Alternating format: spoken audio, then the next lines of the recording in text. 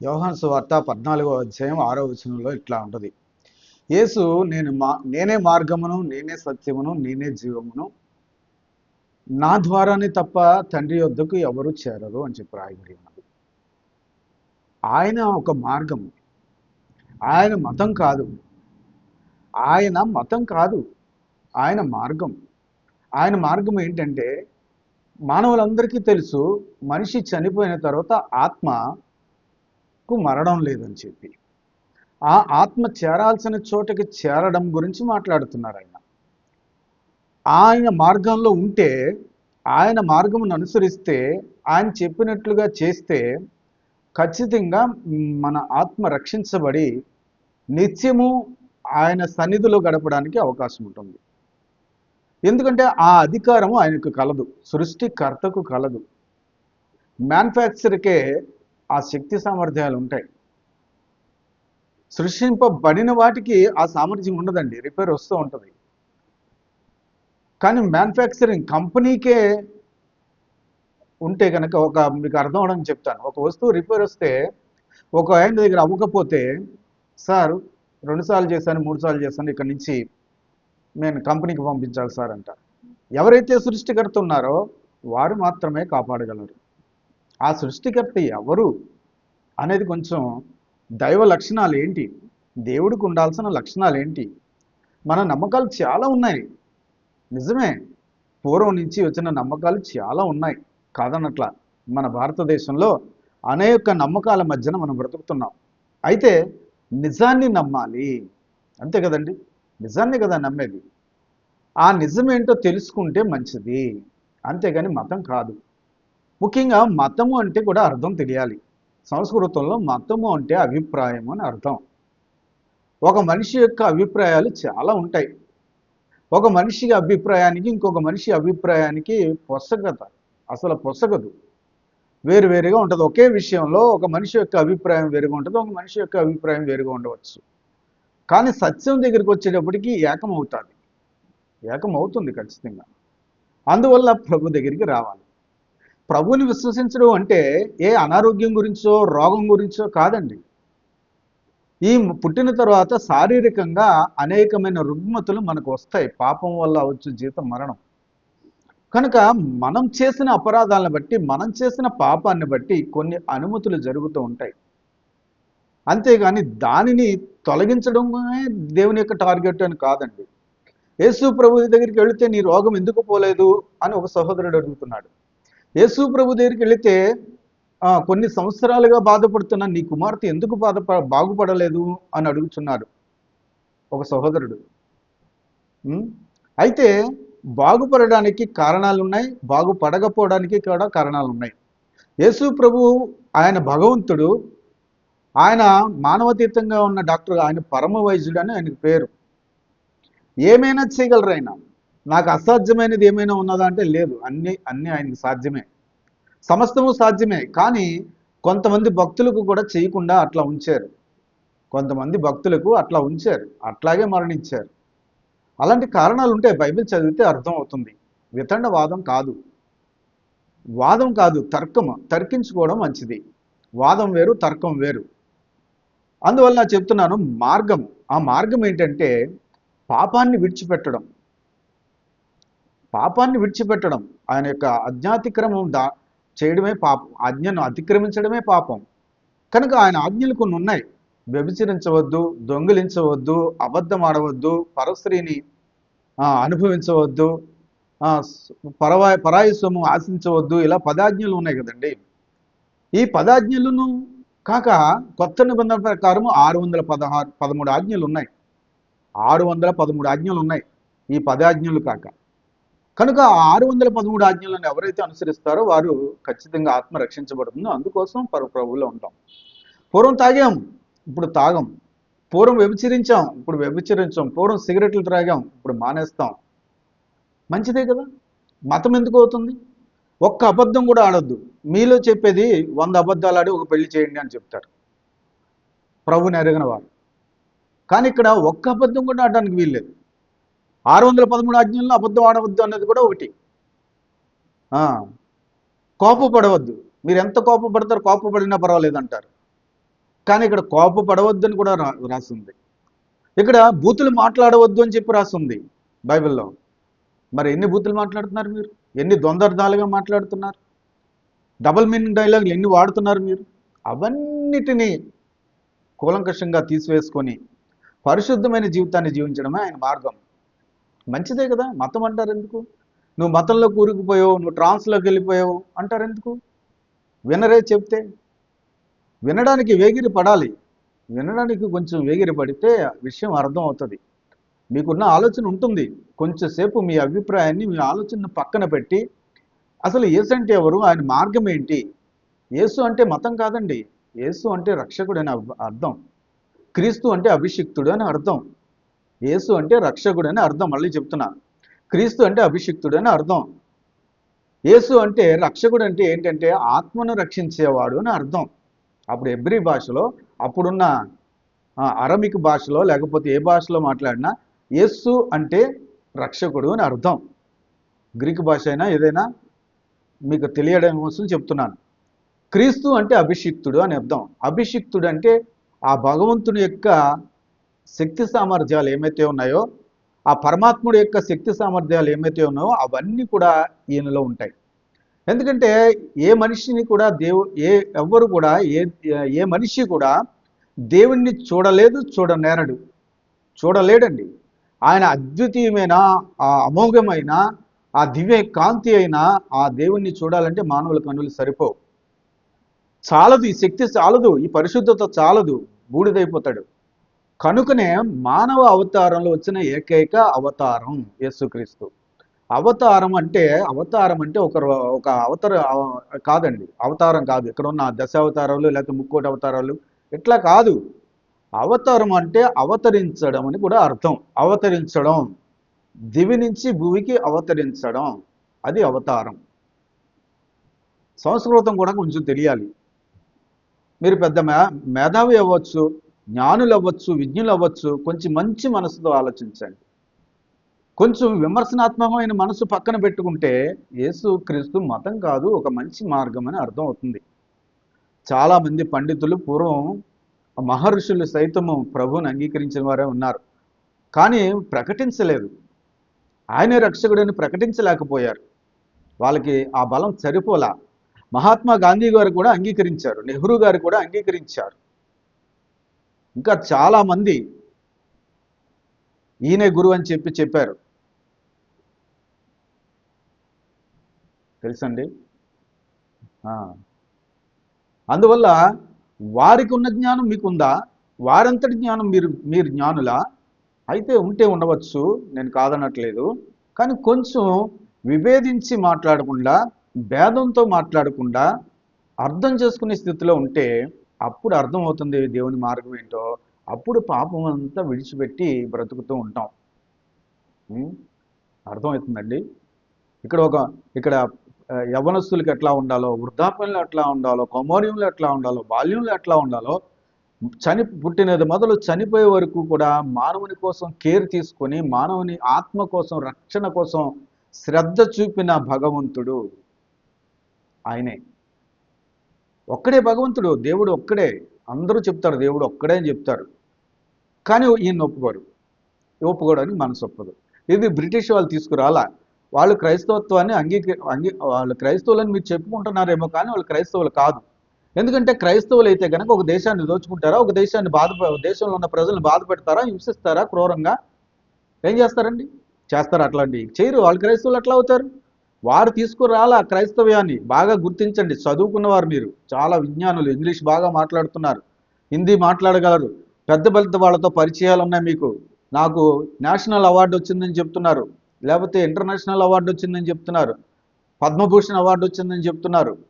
కానీ క్రైస్తవం మాత్రం బ్రిటిష్ వారి దగ్గర నుంచి రాలా. అది గుర్తుపెట్టుకోండి. వారి మతాన్ని ఎక్కడ ప్రచారం చేయలా, వారు దోచుకు తిన్నారంతే. తెలీదా మాత్రం? జ్ఞానం లేదా? అర్థం కాదా కదా? జ్ఞానం లేదంటే తిరుగుతున్నారు అనుకోకండి. కొంచెం జ్ఞానంగా ఆలోచించండి అని చెప్తున్నా. దోచుకున్నారు కానీ, బాధ పెట్టారు, హింసించారు, కానీ ఎక్కడైనా క్రైస్తవ మతాన్ని చెప్పారా? వాళ్ళు చెప్పలా. క్రీస్తు గురించి చెప్పలా. వాళ్ళలోనే క్రీస్తు లేడు, క్రీస్తు తత్వం లేదు, క్రీస్తుని ఆరాధిస్తున్నాం అని చెప్పారు అంతే. కానీ వాళ్ళు కరెక్ట్ కాదు అది. క్రీస్తుని పరిచయం చేసింది ఎవరంటే సాక్షాత్తు ప్రభు దగ్గర ఉన్న 12 మంది అపోస్తులలో ఒక అపోస్తులుడైన తోమా గారు మన భారతదేశానికి కేరళకు వచ్చి మొట్టమొదటిగా సంధ్యావందనం చేస్తున్న బ్రాహ్మణుల దగ్గరికి వెళ్ళి మాట్లాడినప్పుడు వాళ్ళు ఆ సంధ్య వారుస్తున్న స్థితిని గురించి ప్రశ్నించినప్పుడు వారు చెప్పిన సమాధానం సరిగా లేనప్పుడు అసలు అర్పణ అంటే ఏంటో తెలియజెప్పి వాళ్ళకి ఆ అర్పణ అంటే చూపించి అప్పుడు వారిని క్రైస్తవం అంగీకరించేవారుగా చేశారు. వారే క్రైస్తవాన్ని అంగీకరించి తెలుగులోకి తర్జుమా చేసినట్టుగా కూడా చెప్తూ ఉంటారు బైబిల్ గ్రంథాన్ని. మొట్టమొదటిగా అంగీకరించింది పండితులే. అక్కడికక్కడ జంజాలు తీసివేసి క్రైస్తవాన్ని అంగీకరించి క్రీస్తుని వెంబడించి గ్రీకు భాషలో ఉన్నదాన్ని అనువదించడానికి ప్రోత్సాహకరంగా ఉన్నారు వాళ్ళు. అర్థమవుతుందండి? అంతేగాని మతం కాదండి, ఇది మంచి మార్గం అండి. పాపాన్ని విడిచిపెట్టడం, ఇష్టం వచ్చినట్టు అమ్మాయిలను అనుభవించి, ఇష్టం వచ్చినట్టుగా పెళ్లి కాని అమ్మాయిలను అనుభవించి, ఇష్టం వచ్చినట్టుగా సెక్స్ చేసి యవ్వనాన్నంతా కూడా పాడు చేసుకుని యవ్వన బలాన్నంతా కూడా ఇతరులకు ఇచ్చేసి ఈ రోజున ఏమీ లేకుండా చేసుకున్న పరిస్థితులు కొంతమంది ఉన్నారు. వారి కోసం ఆస్తులు ఇచ్చేసి డబ్బులు ఖర్చు పెట్టేసుకొని వారి కోసం ఏవేవో చేసుకొని అలాంటి పాపాల్లో కూరుకుపోయిన వాళ్ళు ఎంతోమంది మారిన వారు ఉన్నారు. పచ్చి తాగుబోతులు, నిరంతరం ఉదయం నుంచి సాయంత్రం వరకు త్రాగుతున్న త్రాగుబోతులు శాశ్వత కాలంగా మారిన స్థితి ఇక్కడ. ఎందుకంటే నీ శరీర అవయవాల్ని నీతి సాధనంగా దేవుడికి అప్పగించుకోమని చెప్పి రాస్తున్న ఆజ్ఞను బట్టి ఈ శరీర అవయవాలతో ఏ వేళ్లతో కానీ, చేతులతో కానీ, ఏ కనులతో కానీ, నోటితో కానీ, చెవులతో కానీ పాపం చేయకుండా ఉండడానికి ఆస్కారం. శాశ్వతంగా మార్పు జరిగేది, అశాశ్వతంగా కాదు, కొద్ది రోజులు కాదు. ఏ మెడికేషన్ తీసుకుంటే కొన్ని నెలలు మారుతారు, మరలా వీక్నెస్కి వెళ్తారు, మరలా తాగుతారు, మరలా వ్యభిచారిస్తారు, మరలా పేకాడికి వెళ్తారు, మరలా ఏదో చేస్తూ ఉంటారు. కానీ ఇక్కడ అట్లా కాదు. సంపూర్ణమైన మార్పు, హృదయ అంతరంగం నుంచి మార్పు. అంతరంగాన్ని బద్దలు చేసుకుంటూ పాపం బయటికి వెళ్ళిపోయిన స్థితి కలుగుతుంది ఇక్కడ. అది నేను అనుభవిస్తున్నాను. పాపాన్ని విడిచిపెట్టి బ్రతుకుతున్న స్థితి నా సాక్ష్యం. బాల్య స్నేహితుడు ఒకే బెంచ్ మీద కూర్చొని 10వ తరగతి వరకు చదువుకున్న ఒక బాల్య స్నేహితుడితో నేను మాట్లాడుతున్నాను.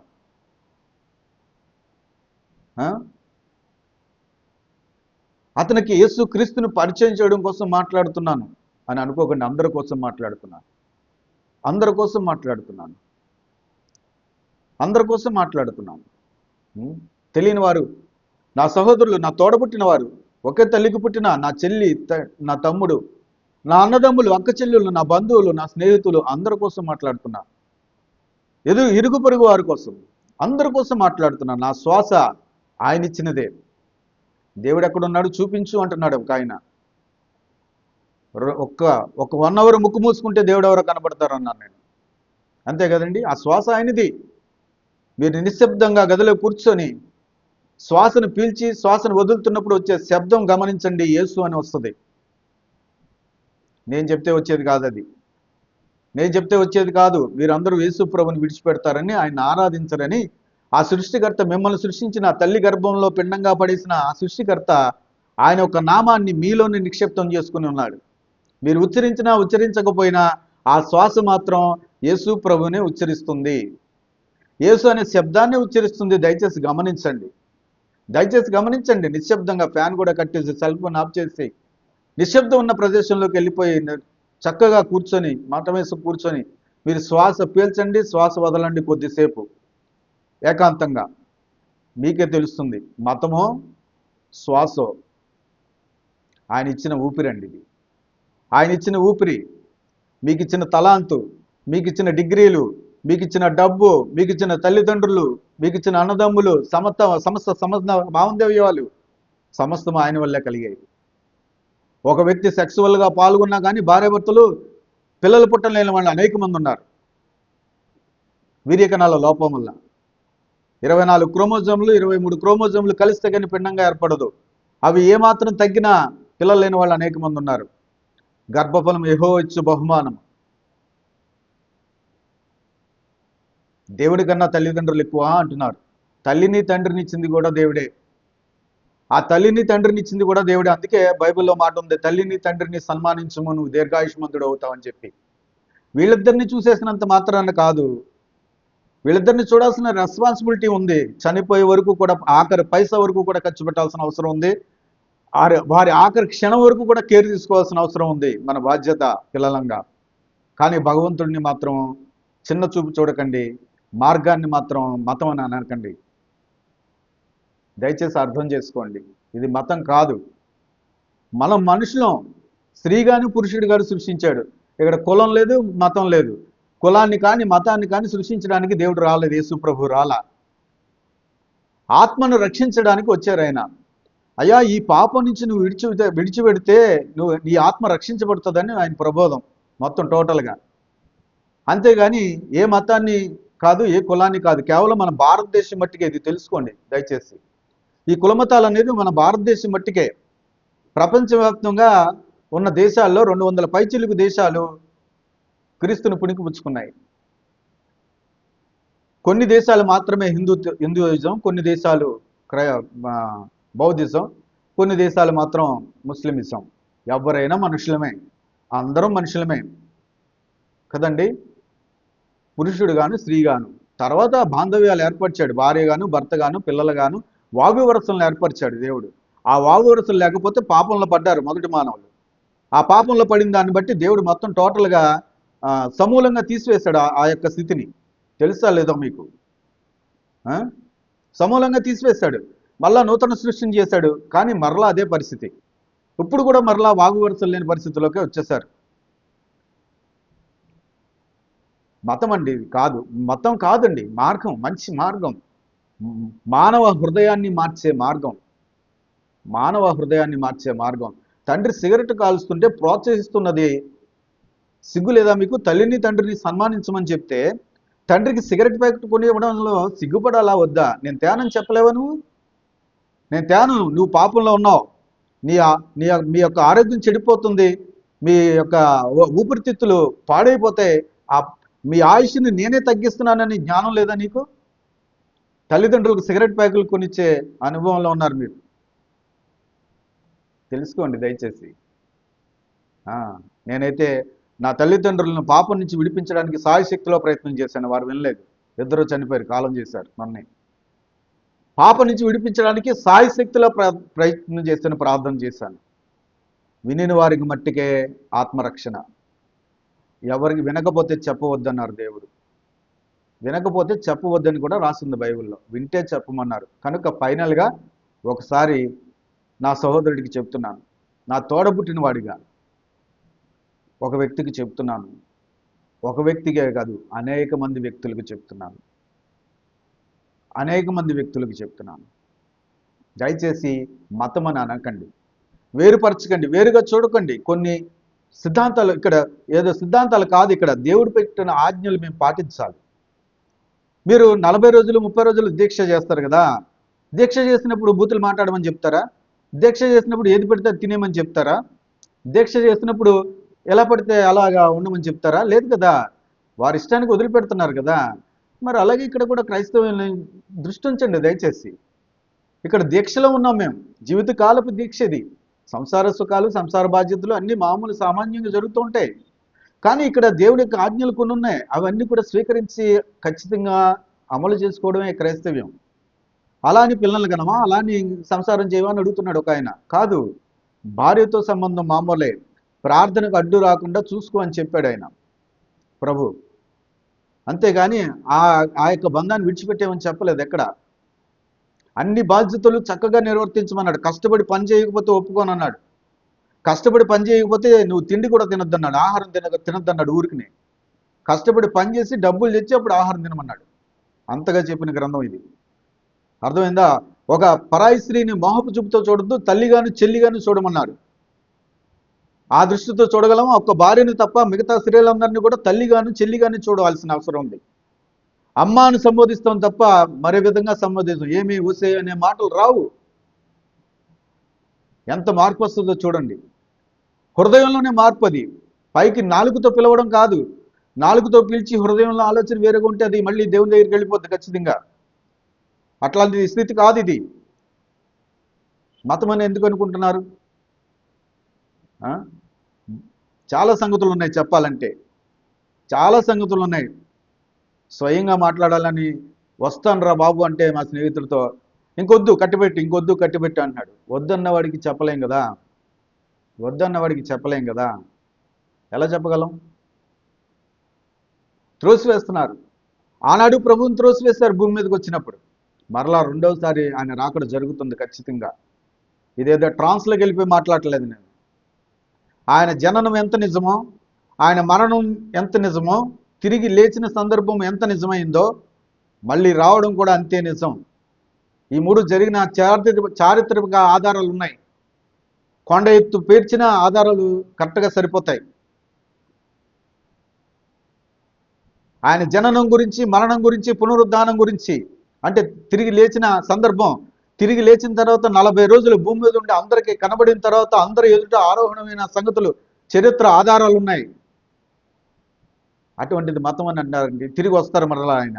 తిరిగి వచ్చే లోపల మీరు మారు మనసు పొందండి అని చెప్పిన స్థితి మనం జీవించి ఉంటే గనక, ఇంకా మనం జీవించి ఉంటే ఆ సమయానికి ప్రభు రాకడ ఆలస్యం అయితే ఇంకా జీవించి ఉంటే గనక ఖచ్చితంగా మారు మనసు పొందాలని, అందరూ అంతటా మారు మనసు పొందాలని దేవుడు కోరుకుంటున్నాడు. అందరినీ ప్రేమిస్తున్నాడు దేవుడు. అందరికీ ఒకటే దేవుడు. యేసు ప్రభు అందరికీ దేవుడు అని చెప్పింది లేఖనం. నేను చాలా నిష్ఠాగరిష్టంగా పూజలు చేసి, ఎన్నో యాత్రలు తిరిగి, ఎన్నో కొబ్బరికాయలు కొట్టి, ఎక్కడికి వెళ్ళినా 101 కొబ్బరికాయ, 101 ప్రదక్షిణ, ఎంత భక్తి చేశానో నా స్నేహితులకి తెలుసు, నా కుటుంబ సభ్యులకి తెలుసు. నేనేదో అనారోగ్యం పాలయ్యానని, నా బిడ్డ అనారోగ్యం పాలయ్యిందని ప్రభువులోకి వచ్చిన సంగతి కాదు. ఒక ఆ కారణంగా నేను ప్రార్థన చేయించుకుందామని వెళ్ళినప్పటికీ కూడా నిజమేంటో తెలిసింది, సత్యమేంటో తెలిసింది. అది నా సాక్ష్యం ఇస్తున్నాను. నేను నా సాక్ష్యాన్ని ఇలా ఇస్తున్నాను. ఈనాడు మారు మనసు పొందాను. లేదంటే కనుక పాపంలో పడిపోయేవాడిని, చాలా అపరాధంలో పడిపోయేవాడిని. దొంగిలించింది తిరిగి ఇచ్చాను, తిట్టిన వారి దగ్గర క్షమాపణ తీసుకున్నాను. ఇంకేమైనా గుర్తొస్తే దేవుణ్ణి అడుగుతున్నాను క్షమించమని. వారు మనుషులు ఉంటే కనుక వారి దగ్గరికి వెళ్ళి పలానా రోజుని తిట్టాను, నన్ను క్షమించమని కూడా అడిగాను. ఒక ఆయన అన్నాడు, ఆ క్షమాపణ ఎవరు చెప్పలేడు, మేము చెప్తాం అన్నాడు. చెప్పి చూడండి తెలుస్తుంది. నువ్వు ఒక స్థాయికి వెళ్ళిపోయిన తర్వాత ఒక చిన్నోడికి వెళ్ళి క్షమాపణ చెప్పాలంటే ఎట్లా ఉంటుందో ఒకసారి ఆలోచించండి. అది ప్రభులో మాత్రమే సాధ్యం. నోటితో కాదు, హృదయ అంతరంగాల్లోంచి వచ్చిన క్షమాపణది. నన్ను తిట్టిన వారిని, నా జీవితాన్ని పాడు చేసిన వారిని, నా బిడ్డ జీవితాన్ని పాడు చేసిన వారిని సైతం క్షమించాను. ఆ క్షమాపణ ఎవరిచ్చారంటే ప్రభు ఇచ్చింది. నేను నిన్ను క్షమించిన ప్రకారము మీరు కూడా అందరినీ క్షమించండి అన్న ఆజ్ఞ నేను పాటిస్తున్నాను. ఇది మార్గం అండి. ఇంకా చాలా సంగతులు ఉన్నాయి. సమయం సరిపోదు. ఎక్కువ చెప్తే మీరు వినరు, మళ్ళీ స్క్రోల్ చేస్తారు. మనకు స్క్రోల్ చేయడమే అలవాటు అయిపోయింది కాబట్టి 5 నిమిషాలు, 1 నిమిషం, 2 నిమిషాల ప్రసంగాలు మాత్రమే వింటున్నారు. వినండి దయచేసి. వింటే మారు మనసు వస్తుంది ఖచ్చితంగా. అంతరంగం శుద్ధీకరిస్తుంది. మీ హృదయం గాలిపింజిలాగా, దూదిపింజిలాగా గాలిలో ఎగరడం ప్రారంభిస్తుంది. స్వేచ్ఛగా, హాయిగా, తప్పు లేనివాడుగా ఆ స్వచ్ఛత ఏంటో అనుభవిస్తారు. ఖచ్చితంగా ప్రభు దగ్గరికి రండి. దేవుడు మిమ్మల్ని దీవించునుగాక. God bless you. ఆమెన్.